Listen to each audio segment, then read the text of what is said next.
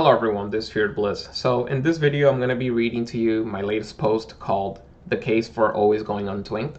This is going to be a long one, so sit back, relax, get your tea, coffee, alcohol, marijuana, whatever floats your boat, and sit back and relax, and I hope you enjoy this. I'm going to be putting the link to the post in the video description below, so let's get started. The TLDR is that always going untwinked means that you will always have a new, challenging, and unique experience every time, in a way that also maximizes your dopamine hit production. Twinking or trading items to your characters will actually reduce the total happiness you get from those characters, since giving items to them will mean that the next time the game drops an item that could have been a dopamine hit will be pushed a lot further into the future, which will ultimately make you less happy.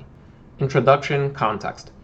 Over the past 19 years of me playing Diablo II, modding it with Cactus, Singling, Alpaca, and Succulent, time traveling, and playing Diablo I, has revealed a lot about the essence of the game, and also what, at least for me, continues to keep the longevity and the funness of the game. At the time of writing, I'm 31, started when I was around 12, and I would say that I would definitely be considered more of a Grogner type of player nowadays. Even when I play Pokemon, Game Boy Color, Game Boy Advance versions, it's only the first 3 generations that I like: Blue, Red, Yellow, Gold, Silver, Crystal, Sapphire, Ruby, Emerald. I like simple, minimalistic games that require time, hard work, dedication, and most importantly, patience to play. It's a bit harder to do that nowadays, given that society is trying to make us hypersensitive to stuff, and also make us not be able to focus on a single task at a time, but rather are all trying to compete for our attention by carefully designing their content for short, rapid bursts of enjoyment, while trying to keep us mindlessly hooked into their online servers, ads, and other microtransaction shenanigans. It takes time, awareness, and discipline to notice what society is trying to do to us in our brains, and carefully try not to necessarily distance ourselves from others, but more about distancing ourselves from their psychological manipulation. Since I started playing Diablo II in 2003, during the first ladder season of 1.10, and stopped playing online a bit after 1.11 came out, I picked up a lot of multiplayer specific habits that became the staples of how I defined and experienced Diablo II for decades. Even when I switched to single player exclusively in 2013 and began time traveling, there were a lot of things that I still wanted to continue doing and thought that I needed in order for me to be happy. Twinking, self-rushing, self-power leveling over LAN are some of these things, to name a few. At the same time, a spark was started which led me to start questioning a lot of things over the next 10 years. I've played Classic and LOD in many versions and continue to play both modes in multiple versions. Unlike a lot of time travelers, I don't time travel to bring the best items from the past forward. I time travel to enjoy the patch as it was at that point in time and try to experience all the possibilities of the game within that specific patch. Everything from item possibilities, exploiting gameplay bugs, mechanics, and limitations are included. Overall, my rule of thumb is that if it's shipped, then it's fair game. There are some minor exceptions, like using development and debugging commands like the seed and Act 5 are some flags that I don't recommend you to use, since it can mess with RNG from what I've read, but also because you aren't really playing the game fairly. To set the context, I won't be going into the differences between different game versions or game modes, Classic and LOD, but we'll be discussing this in a general perspective. Although we should also keep in mind that I've been playing a lot of Diablo II 1.05b pre-LOD, and I really enjoyed Diablo 1 single player and actually believe that it is better and more addicting in a way than Diablo 2. Due to this, Diablo 2 1.05b pre-LOD is the closest to me to Diablo 1's tone, philosophy, and design, which makes sense given that it literally was the game made after Diablo 1 and before the expansion. Another thing to note is that the Blizzard North developers did run out of time for making Diablo 2, and a bunch of the missing pieces came out in LOD, Act 5 being one of them. Even with this time limitation, Diablo 2 ended up coming out very well, and it is still highly playable and enjoyable today, even without the quality of life improvements. If you like Diablo 1, you'll most likely really like Diablo 2 1.05b as well. 1.07 through 1.09 made some drastic changes to the main balance of the game, but it still resembles the original structure for the most part. The 1.10 patch was a fundamental shift in the game and is very different than the previous versions. Most things here should still be mostly applicable. We're only focusing on Diablo 1 and 2. Diablo 3 and 4 have gone in a completely different direction by different groups of people, and I only follow and support the original Blizzard North Condor versions of the game. Lastly, this is just my current life experience with the game. My views are always evolving, and I sometimes still play some twinked characters in isolated stashes away from my untwinked characters and continue to do other types of experiments. I wanted to share these views with others, but you are of course free to adapt them to your needs, or at the very least, hopefully it is an enjoyable read, or in this case you're listening to it, and serve as points of reflection for your own personal journey. It's all personal preference at the end of the day. With that said, let's begin. In this post, we'll be diving into the following categories. 1. Dopamine feedback loop. 2. Randomness versus determinism. 3. Unique character development. And 4. Muling, stashes both personal and shared, and hoarding. Dopamine feedback loop. For whatever reason, it seems humans like being addicted to stuff, whether it's games, substances, habits, hobbies, etc. Is addicted too strong of a word or have negative connotations? Yeah, but I suppose addicted to something could be a good thing as well, as long as it's not to the detriment of the individual's physical and mental health, and as long as it's not causing harm to others. If we harness and focus this addiction, we can produce a lot of positive and happy things. In this particular case, Diablo 1 and 2, and its slot machine system. Since the game is pretty much fully random, from the map generation to the item generation, and these two characteristics are outside of human influence, we end up with a system that, if followed properly, will provide the player with maximum dopamine satisfaction. The beautiful thing about this is that since this is a game made back in the mid-90s to early 2000s, the majority of games were still designed in an era where they were attempted to be developed in a way that would be completed by launch day, since usually games didn't receive further patches or online updates. They also didn't require an internet connection or additional microtransactions, where companies focus and design their games to maximize their own profits at the expense of the user's enjoyment and user rights. This ultimately means that whether or not you like to gamble, or maybe you like the idea of gambling but don't actually want to spend your real-life hard-earned currency, it provides an unlimited and low-cost one-time fee alternative to get that same type of feeling. Personally, I don't gamble at all since I don't like the idea of having a system that is stacked against me while also designed to take my real-life money. The time everyone has in their life is limited, and we are trading time for money at work, which means I also don't want to just waste my money by giving it to someone else in that fashion. However, Diablo provides a one-time fee, low-cost alternative to gambling.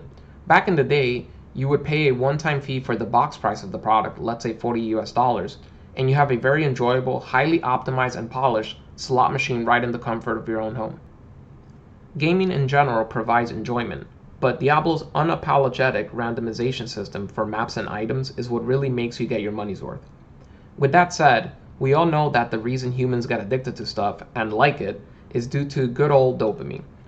We are interested in dopamine as both a neurotransmitter and a hormone, but to keep it simple, we like dopamine in general since it is basically the main chemical for our reward system. When it comes to Diablo, the randomness of when an item will drop, and more importantly, when an item with the stats that you're looking for drop, is what's important. Since the game is random, this part of the equation is hidden from you. All you know is that you are playing the game, your character has a certain set of attributes and skills, and you are either slowly progressing through the game or have some obstacles in front of you that you're trying to tackle with your current resources. Gold is scarce early on, and items are scarce. You still need to overcome the obstacles in front of you, however. The struggle it takes for you to overcome the obstacle and the time it takes for you to complete it will motivate or demotivate you to do something and to change your decisions to try and compensate for your character's limitations. While this is all happening, the slot machine is running. When the slot machine does decide to drop something you could use in any way possible that will benefit your character, even the smallest stat increase will be cherished, and thus make your brain release dopamine. If RNGesus decides to come in clutch, maybe some dual leech rings in pre-LOD or a Zod in 1.07 through 1.10 and greater, your dopamine levels will go to the moon. The fact that these items weren't freely given to you, weren't traded, weren't twinked by you, and wasn't crafted by you or anyone else, there's no determinism, means that the thirst you had has now been quenched, at least temporarily. This also means that the dopamine counter in your brain has now been reset as well, which is calculated as the time taken between your last drop and your current drop, in addition to any other conditions in the game that bring you happiness. The journey until your next dopamine hit has now begun, and it's time for you to continue toward your character's next goals and tasks. Of course, there are many other aspects of Diablo that we like, but the itemization and the randomness within is the key, and with that, patience is the answer. It will take time, but it will be worth it. Overall, this is why twinking, trading, and to some extent even crafting, elements that introduce determinism into a game all about randomness, is counterproductive and actually cut back the dopamine being generated in your brain. The previously mentioned elements may only generate a short-term dopamine boost, but it will quickly subside and the next dopamine hit will take a lot longer since nothing can easily satisfy your urges anymore. Randomness versus determinism. Diablo 1 and Diablo 2 are games that run pretty much entirely on the RNG, random number generator. The game is designed in a traditional roguelike fashion where the player is dungeon crawling and building their way up from nothing to something while attempting not to die. By now, most of us might already know that Diablo was originally designed to be hardcore only, and only through a democratic vote at the Blizzard North office that design decision was changed. However, everything else in the game remained intact and with that philosophy. I've played hardcore before back during 1.10 and the TPPK and TPK days, and I still remember Clan In on US East. But I'm primarily a softcore player since my main goal is to enjoy the game and get rich and powerful. It's not necessarily to not die. With time traveling added to the mix, I have an almost infinite amount of possible goals to do just on softcore alone, and of course, not enough time to do them all. The game is designed in a way where the player will suffer. Not a Dark Souls suffering though, this is more of a poverty-based suffering where resources are scarce. Players must make do with what they have, look at every character stat, skill, item affixes, and the environment in order to progress. In versions before 1.10 and versions before LOD 1.07, resource management is a huge part, since mana potions cannot be purchased. And the balance of the game is very different. There is no crafting in the original version of the game, and this massively changes the dynamic. Crafting is a mechanic that is used to introduce a certain level of determinism into the game by allowing the player to collect specific crafting materials and try to randomly generate crafted items that contain a mixture of predetermined guaranteed affixes with a possibility of a few additional random properties. Thus, it's a combination of a rare item mixed with some guaranteed properties. If limited and done in a controlled way, this could be a good system to have. However, having no crafting at all and having everything rely on RNG is not actually a bad thing. Sure, it may take a long time before you get something good, but the game has always been designed with that in mind. To reiterate, the game is designed to be roguelike, start the game with nothing, and slowly build your way up. Overcoming life's obstacles even when you're at your darkest hour, and continue forward to a better day. Patience is the key. Diablo 2 is not a fast-paced game. LOD plus versions definitely allow the game to be faster, but compared to modern ARPGs, it is a lot slower. Luckily, we have been able to preserve the original game. The randomness of it all, and the player not having control over items, agency, in my opinion is a feature, not a bug. Having predictability in this type of game makes the game boring, and cuts into the dopamine feedback loop mentioned before. If your crafted item is better than most of the items that could be randomly generated, what is there left? If you can craft and make items with guaranteed affixes, which most likely will be good affixes, means that it will take even longer for a regular randomly generated item to be an upgrade for you, which further cuts into the dopamine feedback loop. Keeping it in the random department and outside of user control means that with hard work, time, and patience, you will eventually be rewarded, maybe in a big way. Rune words are probably one of the worst culprits. To be clear though, I think the pre-1.10 original expansion 1.07 through 1.09 versions of Succulent, improved gems, jewels, runes, and rune words, had the best balance of what I think is more acceptable. In Diablo 2 pre-LOD 1.00 through 1.06b, gems are the only socket type and are almost completely useless. They can only be used in base equipment with open sockets. However, rares and other types of gear don't have sockets, and there is no add socket to an item with an SOJ recipe.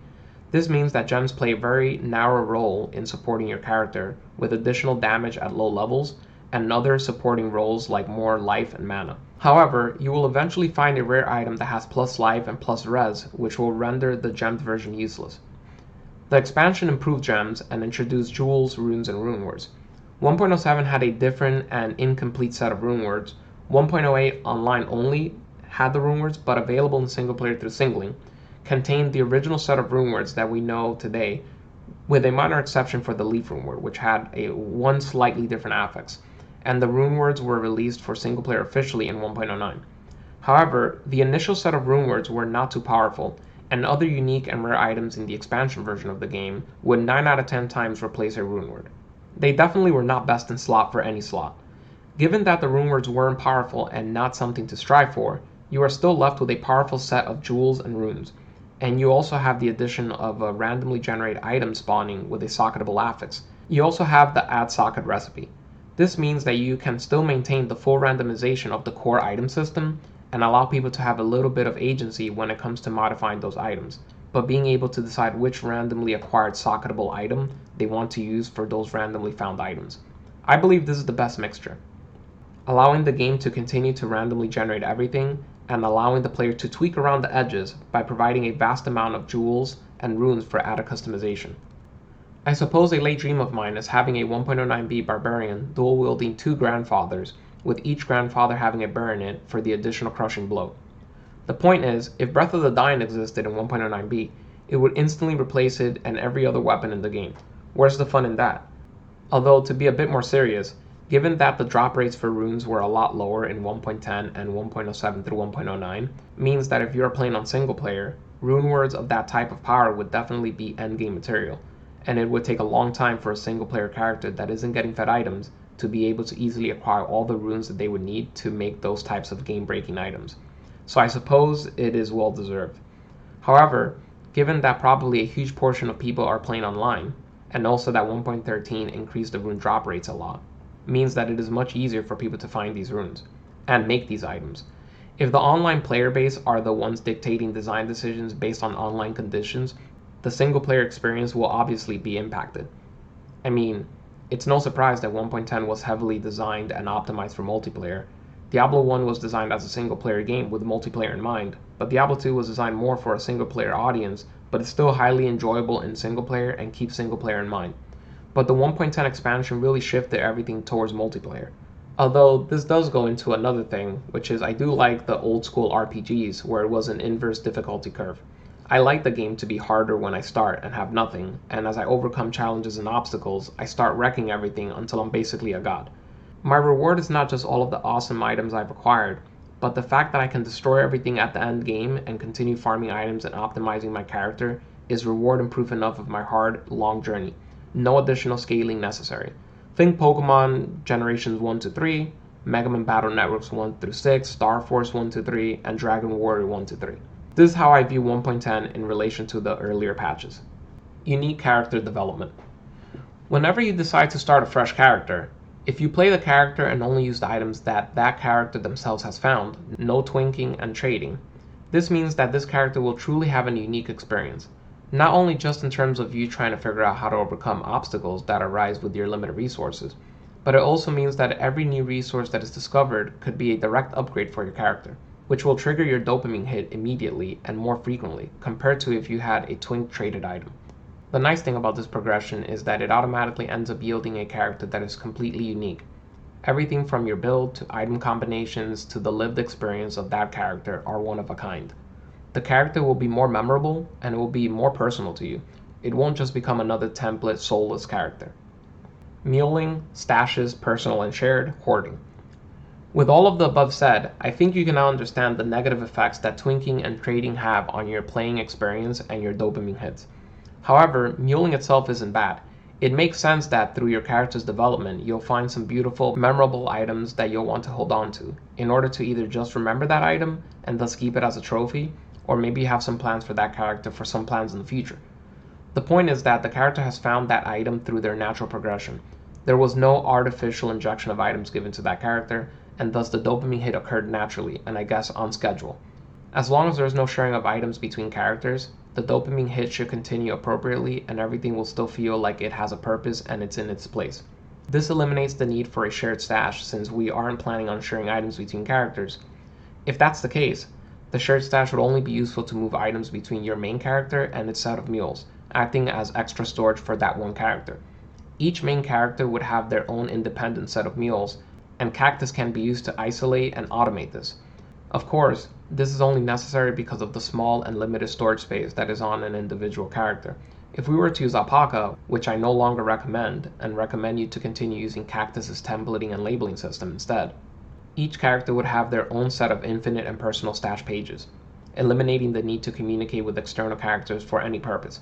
Another benefit of this approach is that we don't need to hoard as many items, which means we spend less time doing household chores to constantly organize and maintain our growing collection of wares. and spend more time actually playing the game. Since characters aren't sharing items, this means that not every item will be useful. If you were to find a grandfather on a sorceress, sure, you'll get a dopamine hit for simply finding that beautiful sword, which will most likely instantly become a trophy piece for your mules, but you'll also be sad because you can't twink it to a new barbarian. However, if you did make a new barbarian and were to find it on that barbarian, the experience would be amazing. I would argue that the experience is better than just giving the grandfather to your barbarian from the sources. It's just not the same. If I gave it to my barbarian, it would mean that every single weapon in the game would basically not generate much dopamine because I already know I have a guaranteed grandfather waiting on this character, that the character also didn't find themselves. The grandfather is obviously an exception. Most items don't fall within this category, which also means you probably won't care to keep it, since it's just taking up space if your character is never really going to use it. This focuses your energy, time, and resources to only keep items you actually have a need for or truly want to keep in that character's trophy collection. With that said, may RNGesus bless you on your journey, Nephilim. Yeah, so that's the post. It's a topic I've been thinking about for a long time on and off.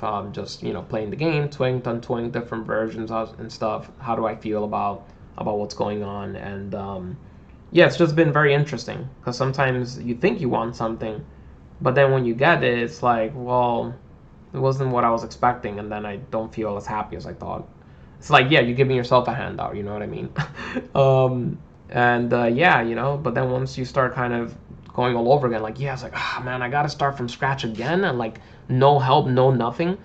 But that's kind of the beautiful thing about it, you start from scratch, you struggle, there's no help whatsoever, basically.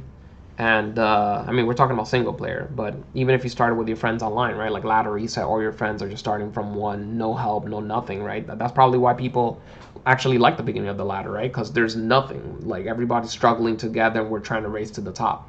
But if you made it so that like every single time a person was able to start a new character and like imagine like every new character is a ladder reset, right? That's basically what it is. If every character is a ladder reset, yeah, you're gonna struggle, but it's gonna be a hell of a ride.